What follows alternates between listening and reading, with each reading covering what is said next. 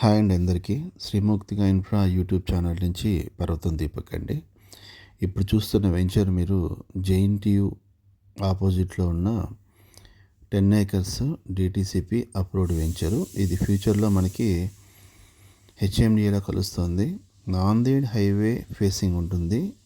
దీని ఆపోజిట్లో జేఎన్టీయు ఉండడం వల్ల మనకి ఫ్యూచర్లో హాస్టల్స్కి రెంటల్ ఇచ్చుకుంటేనే బాగా పనిచేస్తుంది. ఇప్పుడు ప్రస్తుతానికి అన్ని డెవలప్మెంట్స్ మనం తయారు చేసి స్పాట్ రిజిస్ట్రేషన్ చేస్తున్నాం. బ్యాంక్ లోన్స్ అవైలబుల్ ఉందండి. 70% వరకు మనం ఇవ్వగలుగుతున్నాం. నార్త్ ఈస్ట్ కార్నర్స్ ఒక 2 మాత్రమే ఉన్నాయి, మిగిలినవి అయిపోయినాయి అనమాట. 2024లో మనకి అప్రూవల్స్ వచ్చిందండి ఎండ్లో.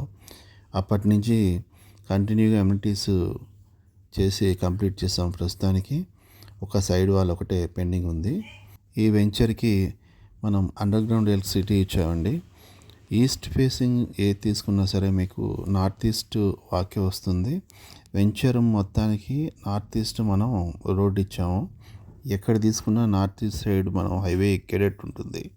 హైవేకి ఫస్ట్ బిట్ మనకి కమర్షియల్ ఉంటుందండి, ఆల్రెడీ కట్టేసి ఉంచారు. బ్యాక్లో ఉన్నవన్నీ కూడా మనకి ఫ్యూచర్లో రెంటల్కి, హాస్టల్స్కి, బాయ్స్ హాస్టల్ కానీ లేడీస్ హాస్టల్ కానీ ఇవ్వడానికి మనం కొనుక్కొని పెట్టుకుంటే రేపొద్దున కేబిహెచ్పిలో ఎలా అయితే డెవలప్ అయిందో జేఎన్టీయు కాలేజ్, మనకి సుల్తాన్పూర్ నాందేడ్ హైవే ఆనుకుని ఉన్న జేఎన్టీయు 170 ఏకర్స్ అండి. దీని దగ్గర కొనుక్కున్న వాళ్ళందరికీ కూడా ఫ్యూచర్లో మంచి రిటర్న్స్ వస్తాయండి. ఐఐటి కంది దగ్గర నుంచి మనకి 15 కిలోమీటర్లు అండి వెంచరు. మీరు ఎగ్జిట్ నెంబర్ 3 నుంచి చూసుకుంటే ఓఆర్ఆర్ 33 కిలోమీటర్లు వస్తుంది. పెద్ద దూరం ఏం కాదండి. సంగారెడ్డి కన్నా మనకి దగ్గరే ఉంటుంది. నాందేడ్ హైవే 2 సంవత్సరాల క్రితం మనకి ఓపెనింగ్ అయింది. ముంబై హైవే ఎంత ప్రాముఖ్యత ఉందో ఫ్యూచర్లో నాందేడ్ హైవే కూడా మీకు అంత ప్రాముఖ్యత వస్తుంది.